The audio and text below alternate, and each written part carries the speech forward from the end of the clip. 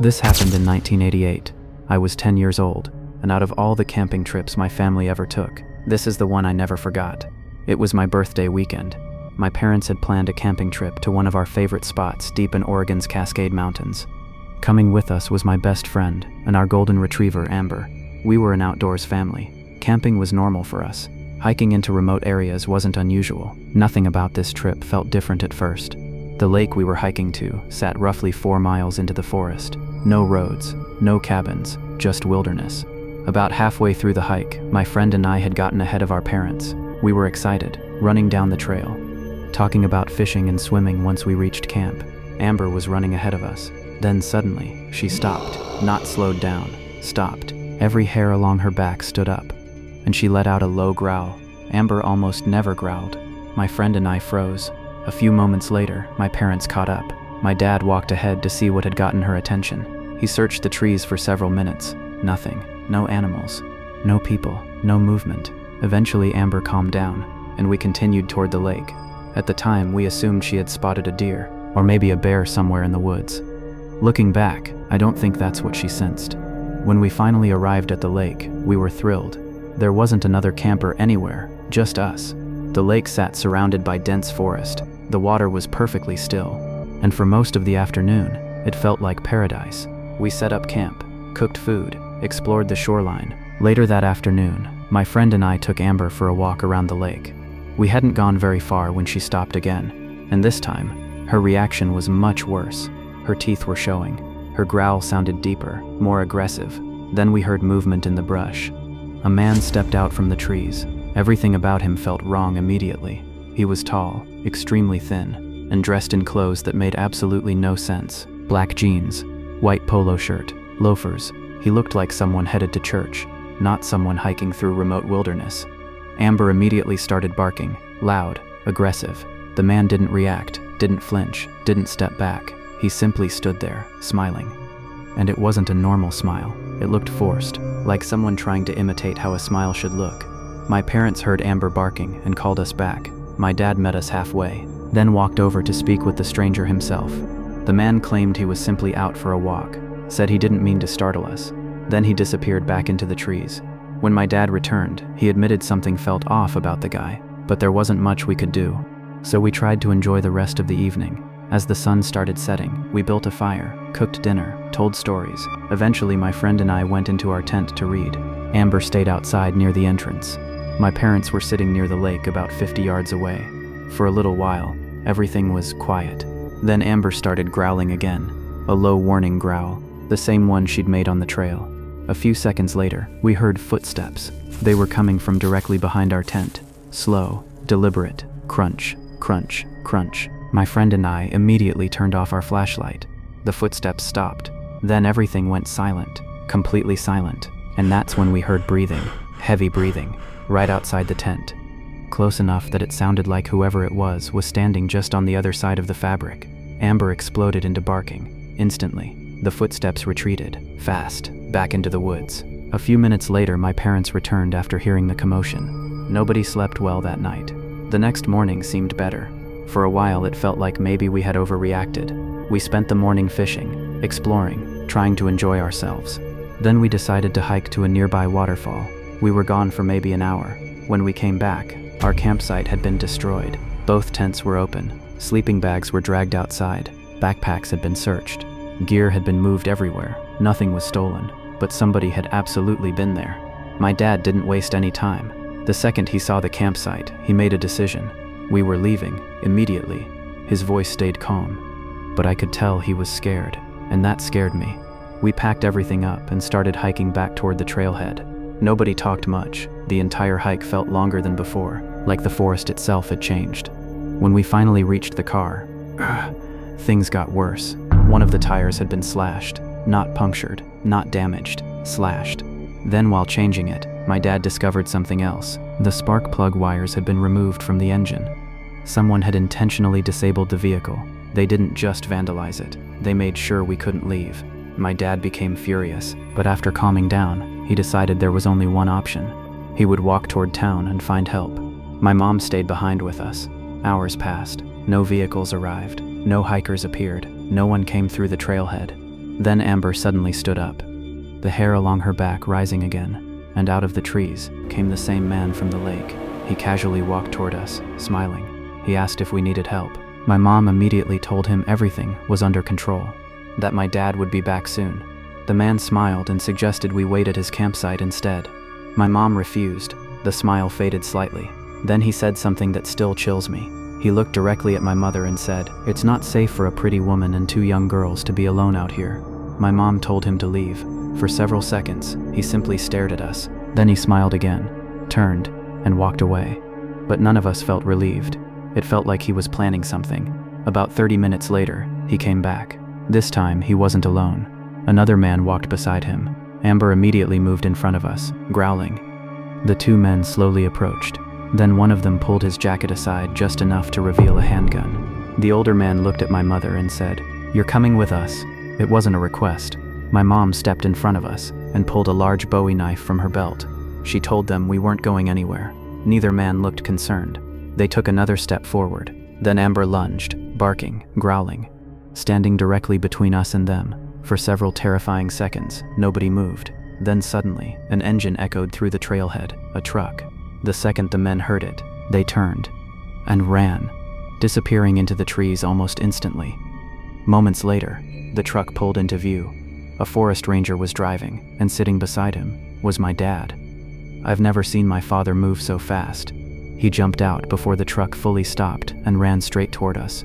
After hearing what happened, the ranger immediately searched the area. When he returned, he told us he'd found evidence of a hidden campsite along an old logging road behind the lake. Someone had been staying there, watching, but the men were already gone. The ranger believed they escaped in a truck with a camper attached.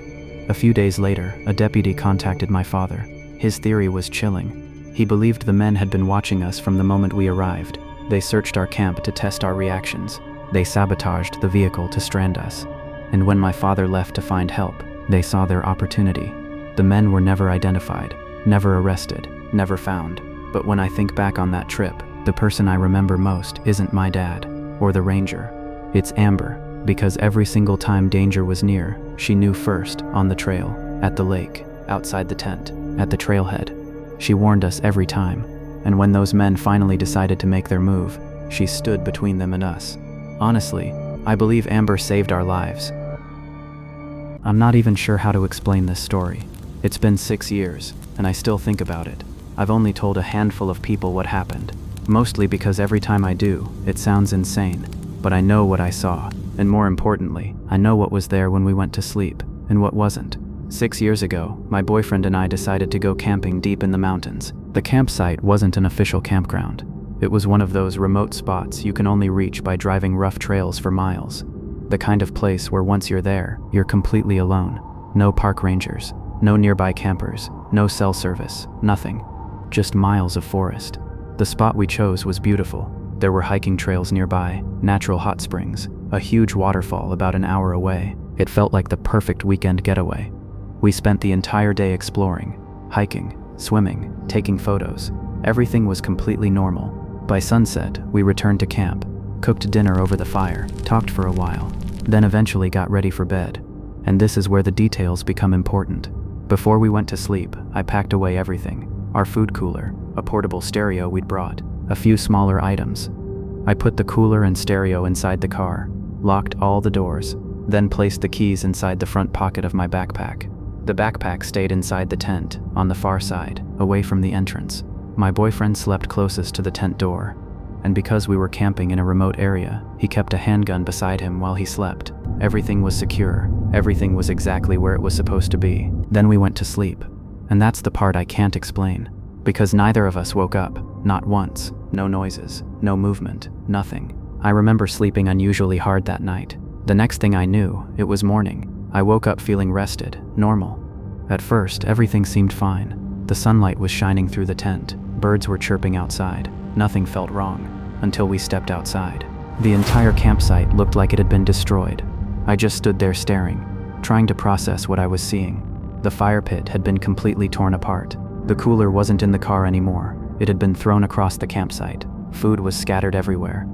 The stereo was smashed into pieces beside a tree, not dropped, not damaged, destroyed. And every single door on the car was standing open. including the trunk. For several seconds, neither of us said anything. We just stood there, looking around. The entire atmosphere had changed. The woods felt different now. The same forest that had felt peaceful the day before now felt wrong, completely wrong. Like something had happened while we were sleeping, something we weren't supposed to understand. Eventually, my boyfriend broke the silence. He immediately assumed I'd forgotten to lock the car. He said maybe an animal got into everything. A bear, a raccoon, something. But that explanation didn't make sense to me, because I knew I locked it.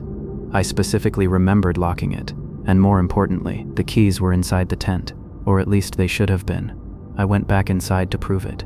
I grabbed my backpack, opened the front pocket. Nothing.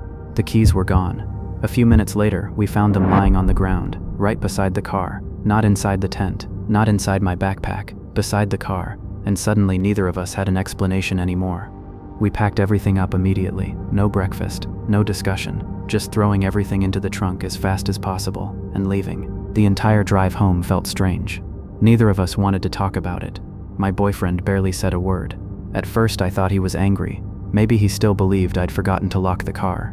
But eventually, when we were almost home, he finally spoke. And what he said made my blood run cold. He told me he'd had a dream that night. At least, he thought it was a dream.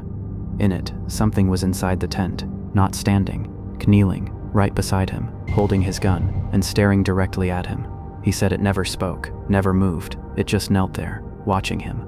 The way he described it bothered me immediately, not because of what he said, but because of how uncomfortable he looked saying it, like he'd been thinking about it the entire drive home. I tried asking questions. What did it look like? How long was it there? Did it feel like a dream? But he immediately shut down. He told me he didn't want to talk about it anymore. Then he said something I'll never forget. He looked out the window and quietly said, "Just leave it alone." After that, he refused to discuss it ever again. Not that day, not weeks later, not years later, nothing. And honestly, that's what still bothers me the most. Not the destroyed campsite, not the missing keys, not even the gun dream. It's the fact that both of us woke up feeling like something had happened, something neither of us understood, something that entered our campsite while we slept. And whatever it was, it left just enough evidence behind to make sure we'd never forget it. Last weekend, a group of us went camping in northern Maine, specifically near the wilderness around Baxter State Park. At first, it felt like every other camping trip we'd taken. There were 4 of us total. My fiancé and I shared one shelter. Our friends slept in a tent a short distance away. All of us had plenty of camping experience. We weren't the type of people who got scared every time we heard an animal in the woods. We knew what normal sounded like. But that night, nothing felt normal. The weather turned bad shortly after sunset. Heavy rain, strong wind, branches creaking somewhere beyond the trees. By midnight, the entire campground felt isolated, like the rest of the world had disappeared. The rain eventually settled into a steady downpour, and sometime around 3 a.m., I woke up suddenly. At first I wasn't sure why. Then I heard it. Foxes, screaming somewhere in the darkness. If you've never heard foxes at night before, it doesn't sound like an animal.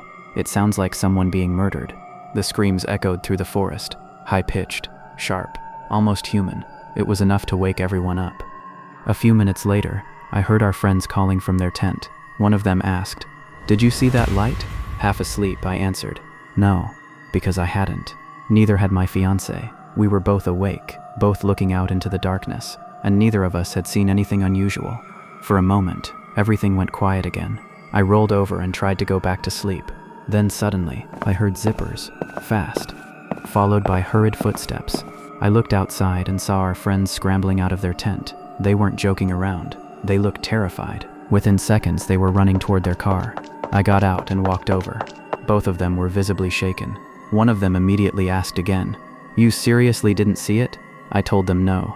Then they explained what happened. According to both of them, a bright light had flashed directly into their tent, not once, 5 or 6 times, like someone was standing outside intentionally shining a flashlight at them, and they both described the exact same thing. The light came from directly in front of their tent. The problem was, their tent wasn't facing a road. It wasn't facing another campsite. It was facing the woods, miles of woods. No trails, no buildings, nothing. And what bothered me most was this. My fiancé and I were positioned slightly uphill behind them. If somebody had been shining a flashlight into their tent, we should have seen it too. There was no way we could have missed it. Yet we saw absolutely nothing.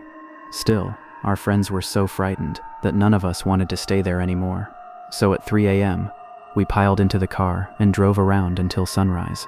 The entire time, nobody could stop talking about the light, trying to explain it, trying to find some logical answer, but nothing made sense. The next morning, we decided to investigate. We walked directly into the area where they claimed the light originated. The woods were dense, untouched, no campsites, no hiking trails, no roads. We even pulled up maps trying to figure out if maybe someone had been parked somewhere in the distance. Nothing. No reasonable source for the light existed. At that point, we were ready to write the whole thing off. Maybe exhaustion, maybe reflections, maybe some strange atmospheric effect. Then one of us noticed something.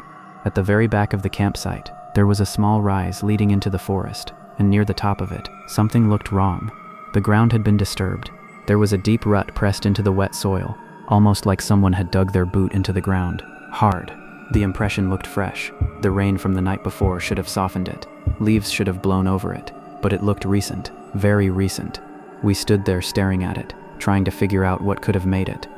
And that's when I got this horrible feeling, the feeling that somebody had been standing there, watching the campsite, watching all of us, looking down from the tree line. Maybe the light wasn't random. Maybe it wasn't someone getting lost in the woods. Maybe whoever was standing there wanted us to know they were there. Or maybe they wanted to see who would come outside. I don't know. And honestly, that's the part that still bothers me. Not the foxes, not the rain, not even the strange footprint. A light flashing repeatedly from deep inside the woods. And despite searching the entire area the next day, we never found a single explanation. To this day, I still don't know what was standing out there in the darkness. But whatever it was, it knew exactly where our tents were. If you're new here, subscribe for more true scary stories uploaded regularly. And tonight, before you lock your doors, take one last look through the peephole, just to make sure nobody's already watching. Good night.